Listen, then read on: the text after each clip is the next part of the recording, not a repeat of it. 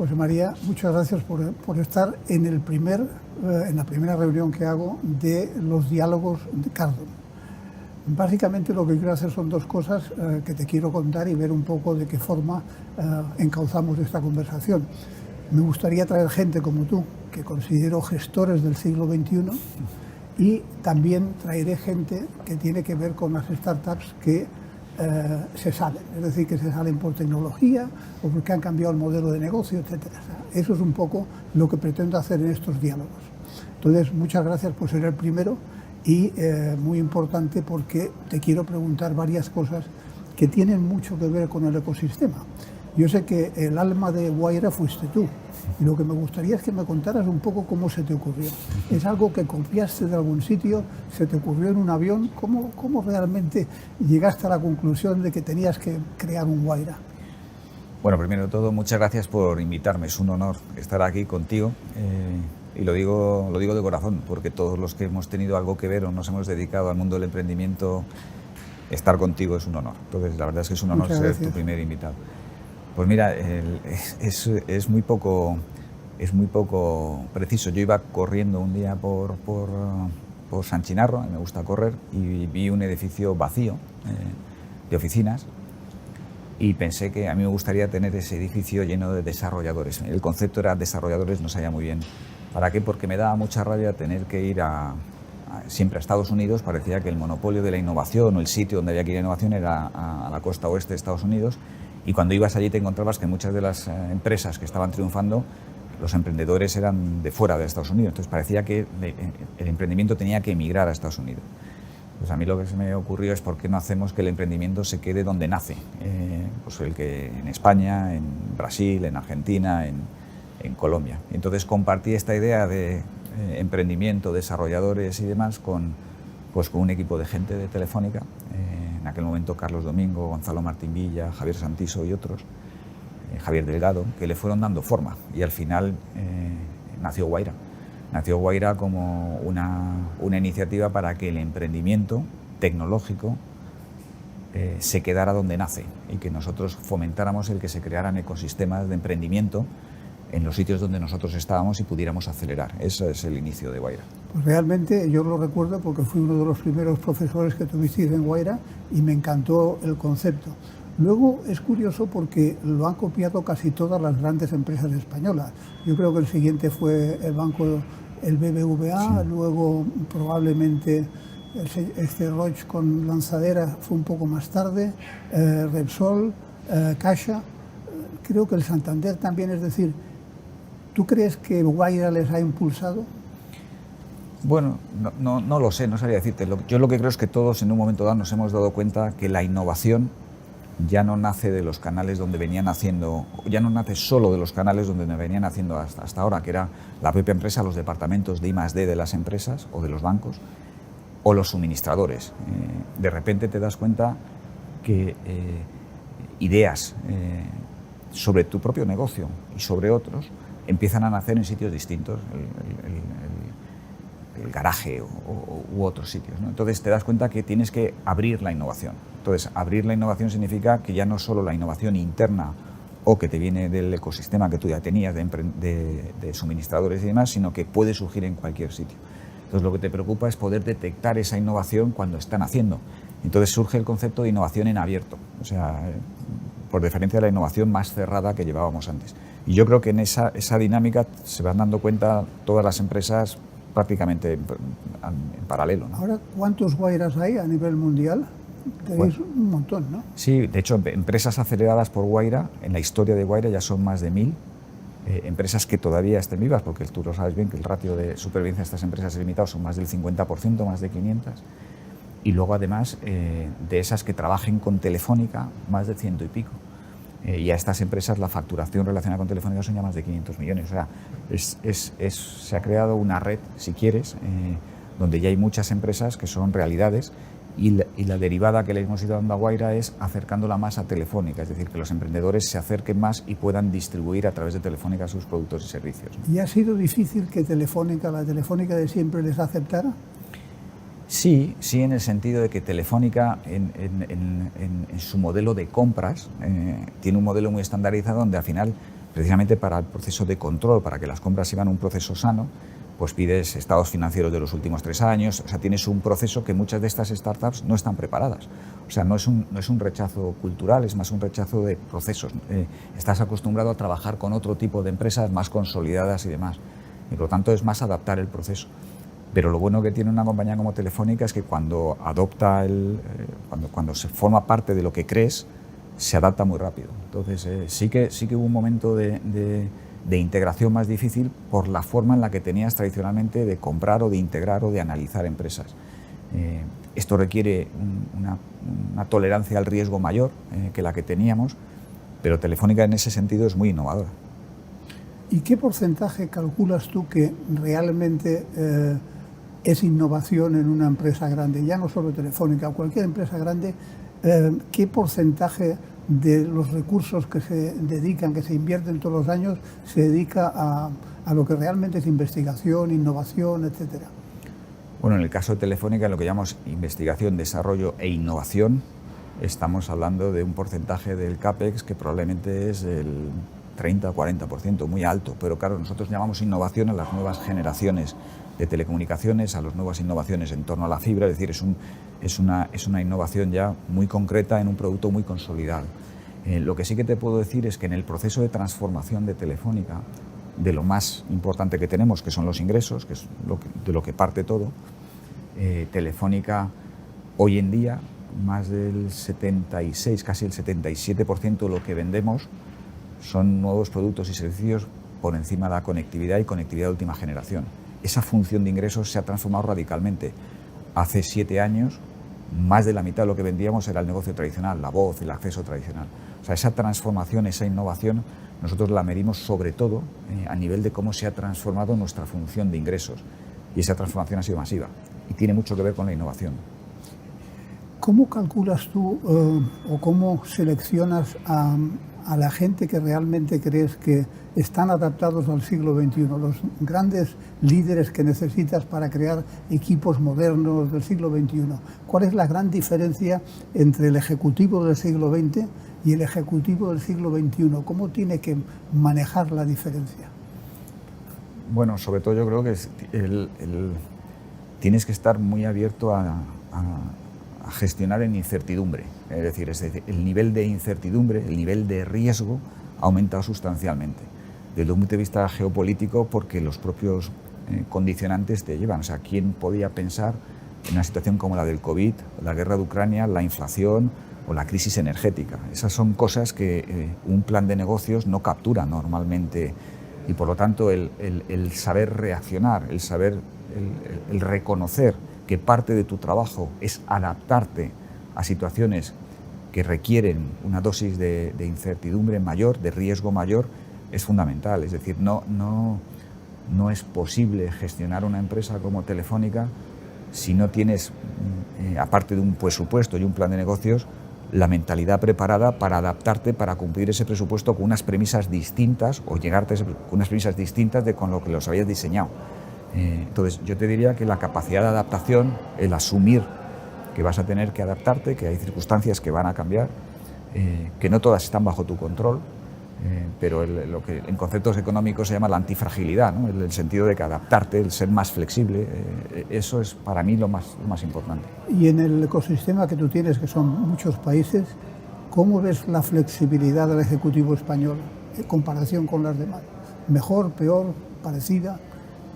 Yo la veo perfectamente homologable y sobre todo yo lo que creo es que hemos perdido mucho complejo, en el sentido de que siempre pensábamos que los de fuera, o tendríamos a pensar, los de mi generación y anteriores, hacían mejor las cosas, y nos hemos dado cuenta que las podemos hacer igual de bien, en algunos casos mejor, en otros casos un poco peor, pero que competimos bien. Me estaba comentando ahora Eduardo Navarro el viaje del presidente de gobierno a Brasil. Claro, cuando llegas a Brasil y ves que empresas españolas, nosotros somos líderes en Brasil, tenemos 110 millones de clientes en Brasil, pero los bancos, las constructoras, las energéticas, los aeropuertos, es decir, de repente España se da cuenta que tiene multinacionales y eso es, lo mejor que te puede pasar es que sepas que puedes competir. que no eres ni mejor ni peor, pero que puedes competir. El famoso dicho de no eres profeta en tu tierra, ¿no? Bueno, yo creo que afortunadamente nos hemos dado cuenta que se puede ser, es decir, que en ingeniería, en finanzas, en seguros, en comercio, en textil, por supuesto en energía, en banca, en telecomunicaciones, pues que puedes competir, que puedes ir a otros mercados y competir, y que llega gente a competir con nosotros aquí en nuestro país y competimos bien también. En el World Congress en Barcelona has dado un speech muy interesante. ¿Por qué no me reduces lo más importante del speech? ¿Qué es lo que realmente querías transmitir que te gustaría que todo el mundo hubiera entendido? Que ya no somos una compañía, o sea, que nuestro sector ya es mucho más que telecomunicaciones, no solo Telefónica, todo el sector. Las redes que estamos desplegando, las redes de fibra y las redes de 5G, ya no son una red de telecomunicaciones. La forma de orquestar, coordinar, hacer que esas redes hagan cosas ya es mucho más softwareizable, es mucho más basada en la nube, y por lo tanto lo que nosotros desplegamos, lo que ya tenemos, ya no es una red de telecomunicaciones, es un superordenador masivamente descentralizado y que está presente en cada esquina del territorio. Y eso ya puede hacer muchas más cosas que simplemente dar voz o datos, puede dar muchos más productos y servicios. Entonces, el que ha empezado una nueva era en las telecomunicaciones, donde ya somos mucho más que empresas de telecomunicaciones, somos capaces de hacer muchas más cosas, somos un reflejo de la nube en la tierra. Entonces, el que se empiece a ver un potencial de crecimiento en un sector que parecía que no podía crecer, porque su negocio tradicional parecía condenado al declive, yo creo que hay otro sector, que este sector ya está aquí, y que es un sector que vuelve al crecimiento, y que vuelve al crecimiento con un producto muy robusto. Oye, tú has hablado muchas veces de que España tiene la mejor, o una de las mejores redes de fibra óptica que hay en Europa. ¿En qué se refleja eso? O sea, ¿realmente hay startups que lo han entendido y que lo explotan, o todavía estamos muy aprendiendo a utilizar la velocidad de la fibra óptica? Bueno, objetivamente, España con Singapur y Corea tiene la mejor red de fibra del mundo, por cobertura de población y por calidad. Eso es así. Y es mérito de todo el sector, pero sobre todo también es mérito de Telefónica, que se puso a acelerar y a los demás no les quedó más remedio. Claro, tener el 90% de la población cubierta con fibra es como si en la revolución industrial hubiéramos tenido el 90% del territorio nacional cubierto con ferrocarriles, con una máquina de vapor en cada casa, porque eso es lo que tenemos con el router que tenemos en casa o con el móvil que llevamos en el bolsillo. Entonces, esa capacidad de hacer cosas sobre esa red, que es no solo velocidad o capacidad de datos, ancho de banda, o latencia, la inmediatez de la red, es que, como te decía, es un superordenador que tiene capacidad de computación, el edge computing, tiene capacidad de hacer redes virtuales a través del network slicing. O sea, yo creo que ahora, con la apificación de la red, con dar acceso a todas las capacidades de lo que la red es capaz de hacer de forma muy sencilla con software, es lo que realmente puede provocar esa explosión de innovación. O sea, hasta ahora estamos gozando la conectividad de ultrabanda ancha, y eso lo que hace es que seamos mucho más eficientes en procesos, en sistemas, en alimentación, en llevar a la nube, pero vienen muchas más cosas, y ahí es donde yo creo que España tiene una oportunidad única. La inteligencia artificial, de esas cosas que vienen muchas, ya está aquí, ¿no? ¿Qué opinas, cómo lo está afrontando la gran empresa española? ¿Crees que hay una preocupación? ¿Todavía no lo han asimilado? ¿Solo es departamental? ¿Cómo lo ves? No, yo creo que hay una concienciación plena. La diferencia, no sé de quién es el estudio, no me acuerdo de quién es el estudio, pero la diferencia en productividad entre los que adopten pronto inteligencia artificial y los que no, va a ser de 40%. Es decir, esto ya está aquí. El ChatGPT es lo que lo cristaliza, pero ya inteligencia artificial lleva tiempo aquí. Entonces, yo sí que creo que la empresa española está experimentándolo. En nuestro caso, llevamos aplicándolo a la red 7 años, tenemos 650 casos de uso, y todas las empresas grandes están ya absorbiendo qué procesos, qué sistemas, qué parte de la función de ingresos, qué parte de la función de costes, qué parte de la función de inversión, el consumo de energía. Hay muchos casos de uso que ya están aquí, pero yo creo que vienen muchos más.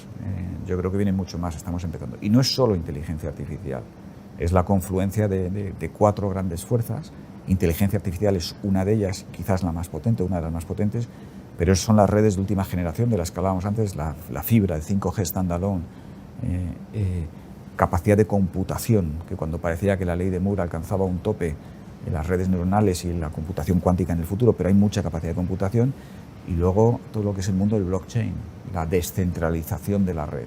Entonces, todo esto genera un ecosistema que va mucho más allá de la inteligencia artificial, que va a cambiarlo todo. O sea, esto es como cuando en finales de los 90, principios de los años 2000, confluyen Internet, el mundo Internet, con la movilidad, y se crean las grandes plataformas, el Internet bidireccional y tal.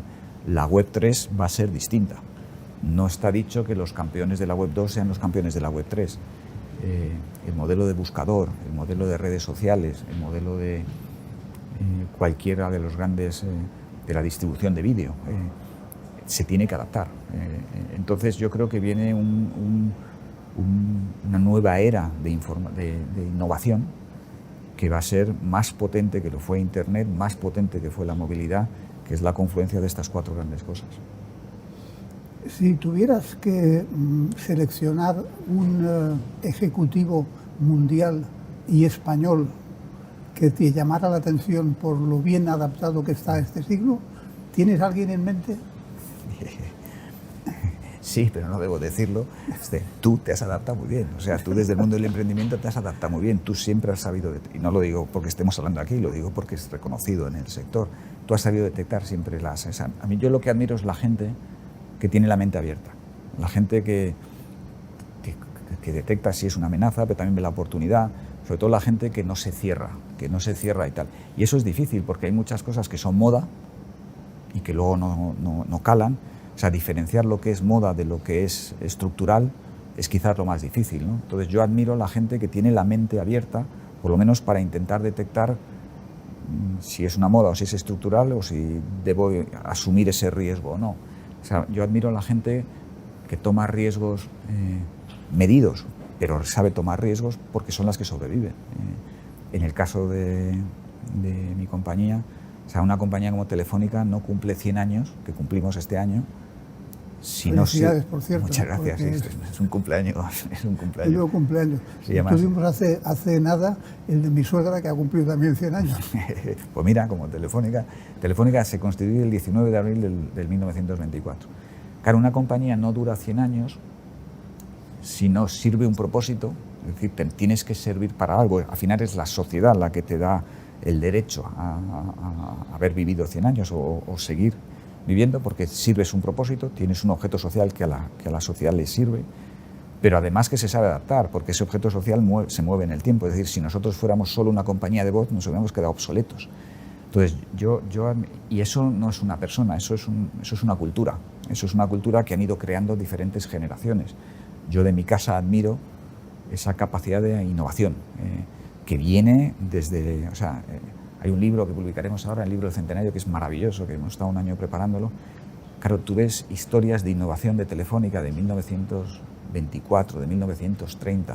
O sea, leía uno de los capítulos, en Telefónica se hacía teleauscultación a distancia con Argentina en 1930. Bueno, yo tengo una historia con Telefónica con el X25. Sí. El X25 lo inventó Telefónica. Sí, las redes de datos las inventa Telefónica. O sea, Telefónica en ese sentido, y ahora en tema de Open Gateway estamos a la... Entonces, yo lo que admiro son personas, pero sobre todo admiro personas que han sabido crear una cultura. Y hay una gente de Telefónica desde 1924 hasta ahora que han sabido crear una cultura donde... Porque tú ten en cuenta que el sistema inmunológico de una gran empresa está diseñado para matar la innovación. Porque si te va bien, ¿para qué vas a cambiar, no? Entonces, el que tu sistema inmunológico acepte la innovación, eso no lo hace solo una persona, o cuesta más. Porque al final siempre cuesta dinero, claro. Cuesta dinero y sobre todo es riesgo. Es riesgo, si nos va bien. O sea, si nosotros nos hubiéramos parado hace 20 años en el mundo de la voz, hubiéramos decidido no desplegar fibra, sino mejorar del ADSL al VDSL, o fuéramos dosificando las inversiones, al final Telefónica tuvo que tomar una opción, si sigues mejorando la red de cobre, o te vas a una red totalmente nueva, que es la red de fibra. Claro, la red de cobre te ha servido durante 90 y tantos años. El tomar la decisión de cerrar la red de cobre es algo que solo va a ser la primera compañía de Europa en hacerlo. eso no es una persona, eso es una cultura. Entonces yo admiro las personas que son capaces de crear una cultura. Admiro mucho, pues, por decirte a alguien internacional, a Satya Nadella, por ejemplo, en Microsoft. Que hizo un cambio en Microsoft increíble. O sea, le admiro mucho. Sí, además venía de una situación en la que el anterior CEO era muy bueno, pero en una línea no había reconocido que había que cambiar y la empresa iba a pegarse una castaña y lo cambió en 2 años, lo cambió. Bueno, y yo creo que ha sabido ver que no es solo la nube, que detrás de la nube hay más cosas, ha sabido ver el mundo de la inteligencia artificial. No sé, yo admiro a la gente que no se acomoda, que está abierta al cambio. Eso lo admiro mucho. Antes has hablado de blockchain y a mí me gustaría coordinarlo con el tema de criptomonedas. Vosotros habéis sido muy cuidadosos en el tema de las criptomonedas, pero he leído últimamente que vais a aceptar pagos en Bitcoin. No sé si es verdad o todavía está un poco en el ecocedero, ¿no? Pero ¿qué opinas tú del mundo cripto? Bueno, más allá de las criptomonedas, que es el mundo, yo lo que creo es que la tokenización de la economía es imparable. Va a venir, es imparable. O sea, y la tokenización es transformar cualquier comportamiento, cualquier actividad nuestra en unidades que sean susceptibles de ser monetizadas o ser transferidas, ¿no? Por lo tanto, yo creo que el ser capaz de, en un momento dado, incorporar tokenización a la red, incorporar a la red un wallet donde la gente pueda depositar sus tokens, que los tokens pueden venir de tu compañía eléctrica, de tu compañía de telecomunicaciones, de tu banco o de criptomonedas, ¿sabes? Pero creo que el tener un monedero electrónico en un sitio de confianza protegido es importante. Y complementarlo con un exchanger, porque yo creo que en el futuro tú lo que vas a querer saber es cuánto valen en tiempo real tus tokens, que algunos serán monedas y otros serán pues, la traza digital que dejes en empresas que te las hayan sabido transformar en tokens. Y tú vas a decidir, en función de la privacidad que quieras tener, cuánta parte de esos tokens quieres vender o no, ¿sabes? Para transferirlos a compañías de publicidad o a cambiarlos por el propio uso de los servicios y demás. Entonces yo creo que todo eso lo que traduce es que esta revolución tecnológica, que es la mayor de la historia de la humanidad, ha creado un nuevo factor de producción que son los datos. Para mí los datos es el equivalente al capital o el trabajo. En el mundo del capital, el rendimiento lo marca el riesgo que quieras tomar. En el mundo del trabajo, en el mundo laboral, tu capacitación o la escasez del talento que tú puedas aportar. En el mundo de los datos, yo creo que va a ser la privacidad. Yo creo que vamos a gestionar nuestra privacidad. En función de la privacidad que queramos tener, podremos monetizar nuestros datos o no. Y creo que eso es soberanía individual. Creo que los datos son soberanía del individuo. Y por lo tanto creo que todos los modelos que estén basados en la utilización de los datos gratis tienen fecha de caducidad. O sea, yo creo que los incumbentes ahora son aquellos cuyos modelos de negocio partan de la base de que el dato es gratis. No, el dato tiene un propietario, que es el individuo. El fin de lo que es cuando dicen, cuando el modelo de negocio es gratis, el modelo de negocio eres tú. Bueno, es que si algo es gratis es que tú eres el producto. Es tan sencillo como eso. Entonces yo creo que eso en efecto va a cambiar. Y lo que no tengo muy claro, no sé qué opinas tú, es quién va a ser el que realmente produzca algo para que la gente se fíe suficientemente. Porque no se fían de los gobiernos. Entonces, ¿van a ser las grandes redes tipo Google, Facebook, Microsoft, o va a ser empresas como Telefónica? ¿Quién va a realmente dar el paso al frente de darle a la gente, aquí tienes una herramienta para gestionar tu propia privacidad y cobrarla de la forma que tú quieras? Yo creo que hay un paso previo a ese, que es cuando vamos a ser conscientes de lo que valen nuestros datos. O sea, el problema ahora es que no somos conscientes de lo que valen nuestros datos porque no hay un mercado y nadie nos dice lo que valen nuestros datos. Entonces yo creo que el primer paso es que tomemos conciencia de cuál es el valor de la soberanía que estamos regalando. Me explico. Hay un estudio del Microsoft Research Center que te dice que los datos de una familia o de una unidad familiar de 4 miembros en Estados Unidos valen entre $26.000 y $40.000 al año. Si eso es así, y en España hay unas 10 unidades familiares de 4 miembros, 10 millones de unidades familiares de 4 miembros, significa que hay entre 260.000 y 400.000 millones de dólares de PIB español que no están en ningún lugar. ¿Dónde está ese dinero? Esto es que actualmente lo que estamos haciendo es como si antes lleváramos nuestros ahorros a un banco, el banco se quedara con el 100% de nuestros ahorros y nos diera una cubertería o un álbum de fotos, ¿sabes? Y nos parece un buen deal porque no sabemos cuánto vale nuestro dinero. Entonces yo creo que el primer paso es tomar conciencia de lo que valen nuestros datos. Y ahí tiene que haber un ejercicio de transparencia. ¿Cuánto valen los datos que se llevan de cada uno de nosotros o de las asociaciones conjuntos? Es lo primero que había que cuantificar. Y eso, desde mi punto de vista, es una labor de los economistas y, por lo tanto, a continuación de los reguladores.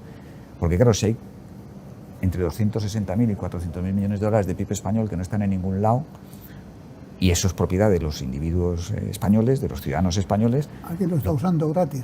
Bueno, lo que podemos decidir es cuánto se queda el que los esté gestionando, pero desde luego no es el 100%, que es el 2%, o el 5%, el 1%, una comisión de gestión.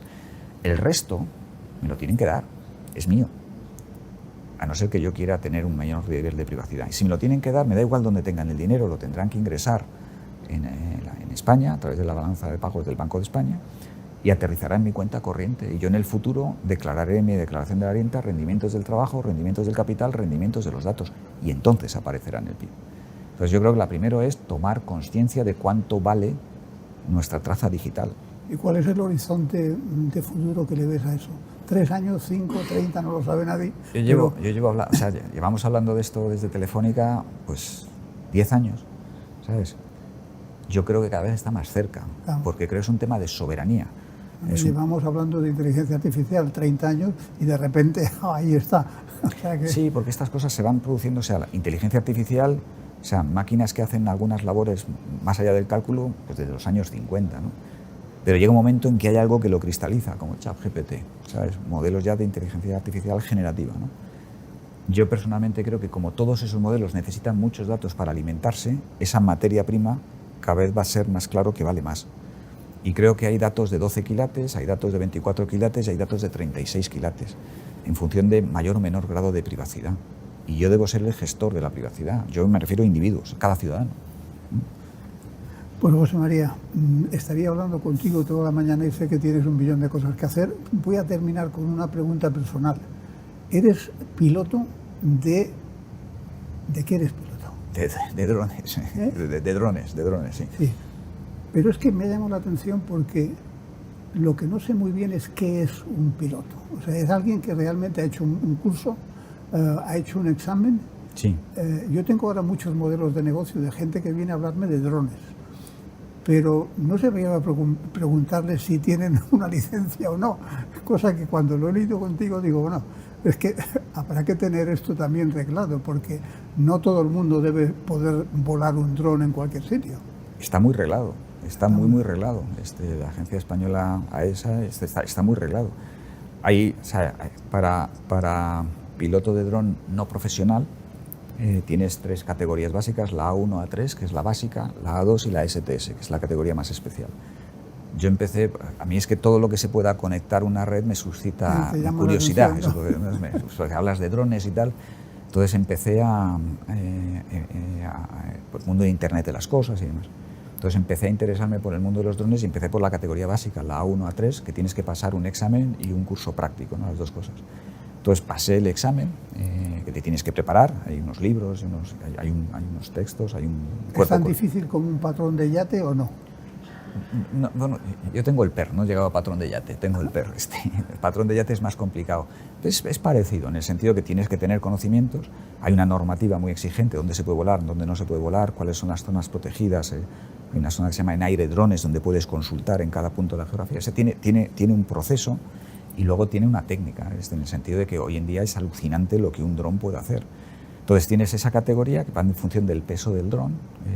Luego tienes la categoría 2, que puedes llevar drones un poco más pesados, y luego la categoría especial, donde puedes llevar drones hasta 25 kilos. Yo empecé por la básica, me fue enganchando, y dije, pues y si me presento al siguiente. Entonces me presenté, lo pasé, hice las prácticas de y luego pasé la categoría especial, hice las prácticas, y me he sacado la habilitación de radiofonista, que es un complemento para poderte estar conectado no solo por el móvil, sino por una radio de frecuencia aérea, para que cuando vueles con seguridad.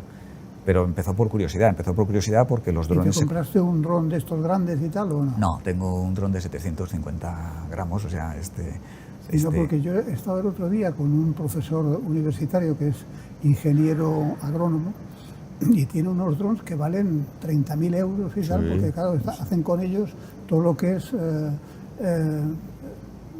revisión de las plantas en zonas gigantescas, o sea, y dan unos resultados de cuándo tienes que plantar, cuándo tienes que recoger la cosecha.